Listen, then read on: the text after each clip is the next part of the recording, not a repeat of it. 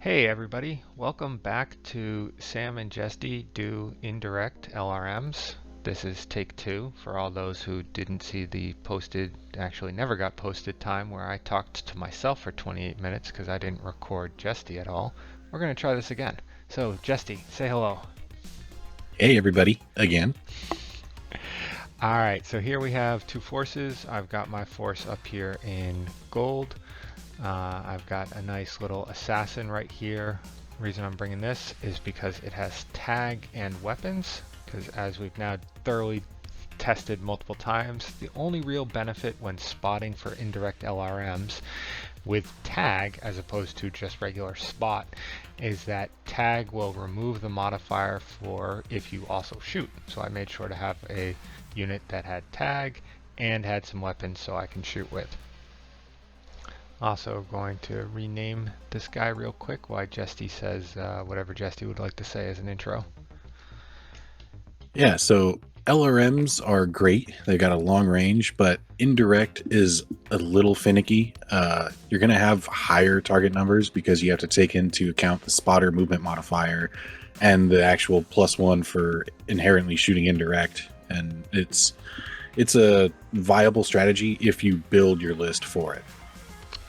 And for simplicity's sake, we're just going to use mechs right now, but like Jesty just pointed out, the spotter modifier is huge, and if you, instead of taking mechs, take battle armor or infantry, then you get to remove all those spotter movement modifiers. Yeah, battle armor never suffer a movement modifier for their own movement, so you can jump them for however much they can jump if you pick jumpy battle armor, and then spot with them every turn and shoot with them every turn, and you're golden. Exactly. All right, so real quick, we're just going to jump into game options. So for game options, in order for this to work, you have to make sure that indirect fire is selected. So we've got it right there, indirect fire selected. That way it can be used. We are going to keep unselected the unofficial indirect fire LRM always possible, because this one means that if you have the unit in line of sight, you can still use indirect. I'm going to keep it to you can only use indirect when you don't have line of sight. And then I'm going to check if I can actually uncheck the timer for once.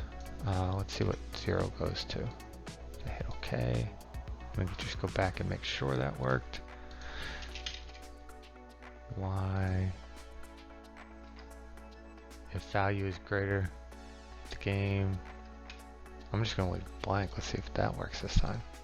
Somehow typing 0 didn't work the last time. It does not like me. I'm hitting 0. Everybody sees it say 0. I'm going to hit OK. So this is why you don't mess with the turn timer. Exactly.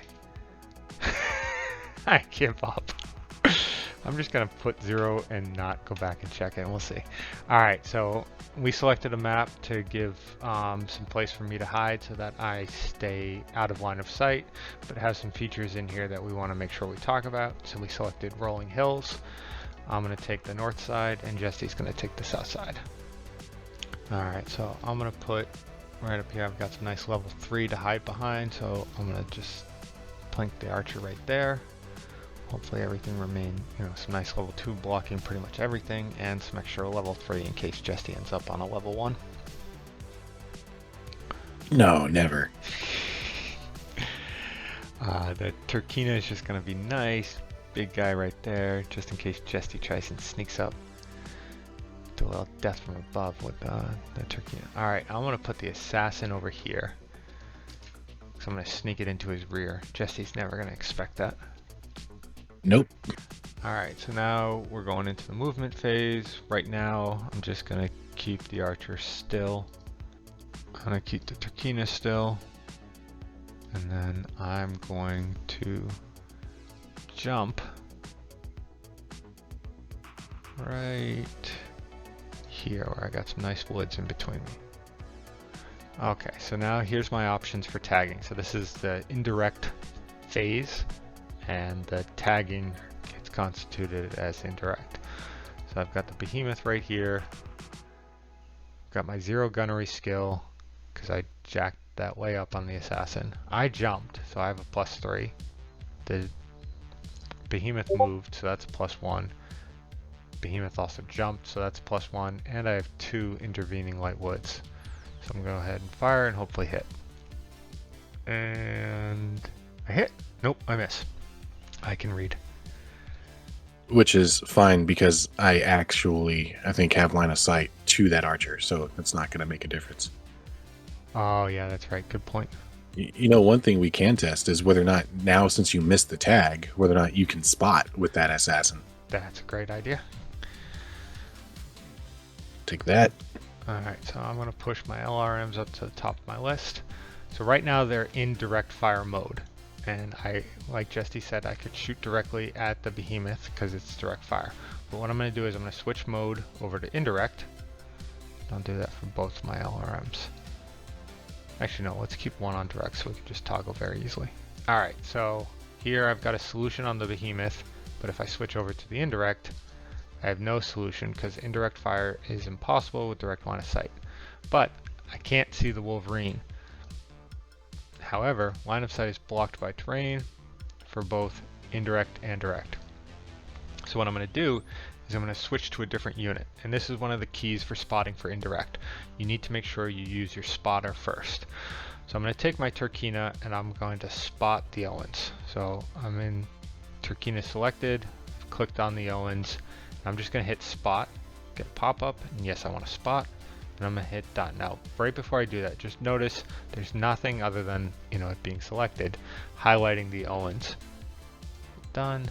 It's now Jesse's turn. Again, nothing highlighting the Owens. Now the Owens has this nice little bracket around it. That means the Owens has been spotted.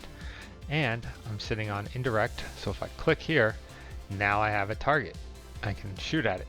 I've got a 4 gunnery, that's my gunnery. I didn't move, so there's no modifier there. The Owens moved, so there's a +3.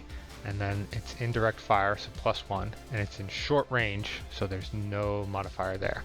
Now just to show you real quick, if I move over to the assassin can also spot. And again, Jesse, to answer your question, if you miss with the tag, you can spot. So I'm going to go ahead and spot there. Good to know.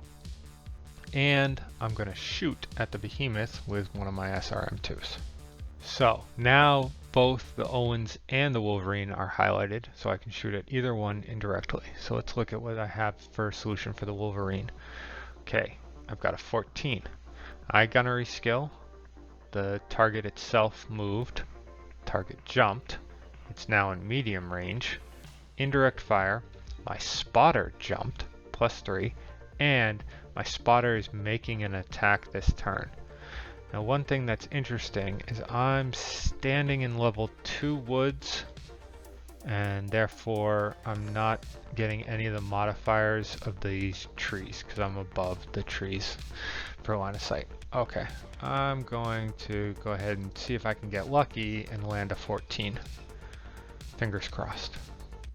Looks like whiffs across the board. Jesse also missing on his 15th. He went with the large laser again at the Turkina. Few headshot. Going for that headshot again.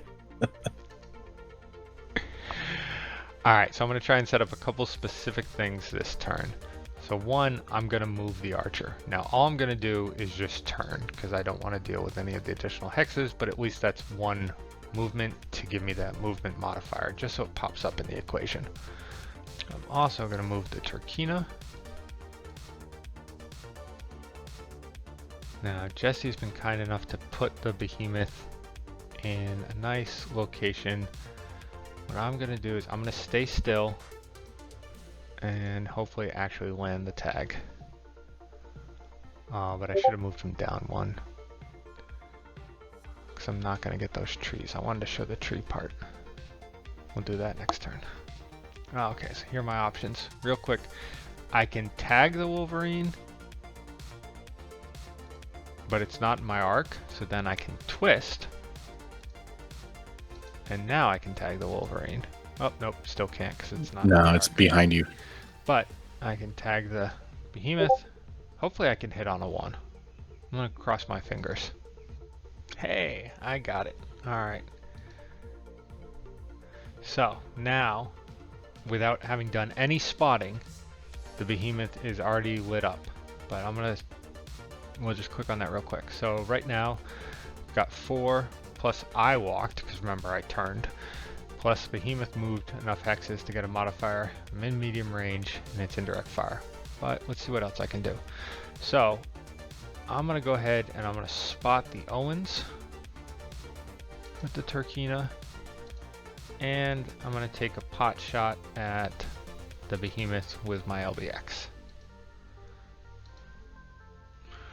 Okay, switch over to the assassin. So assassin has the behemoth tagged. I'm gonna twist. Because I tagged, I cannot spot. So spot is not an option now.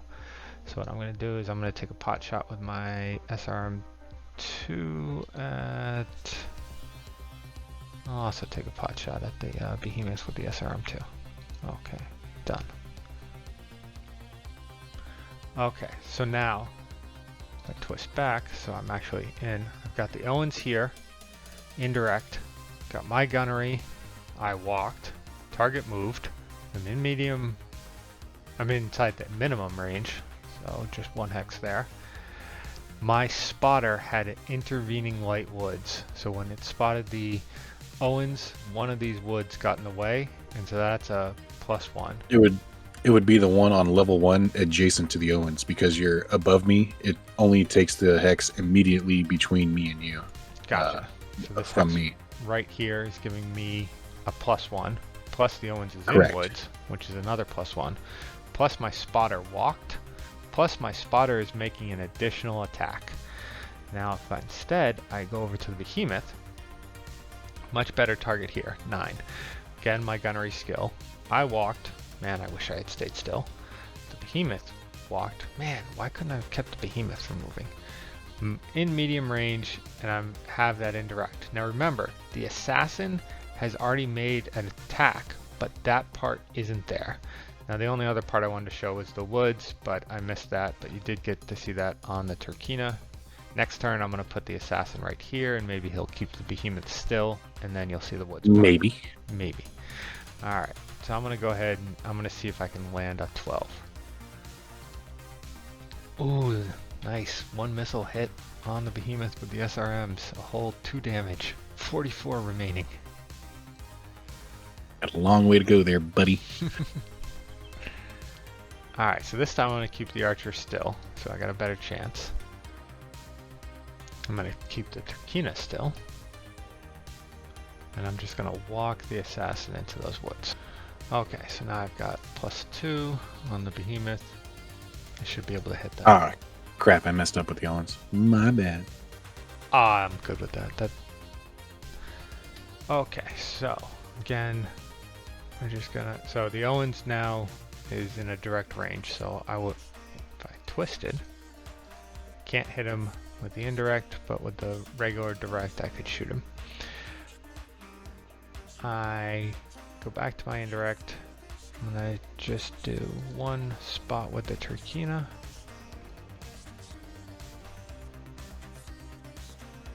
The assassin is going to shoot at the Wolverine.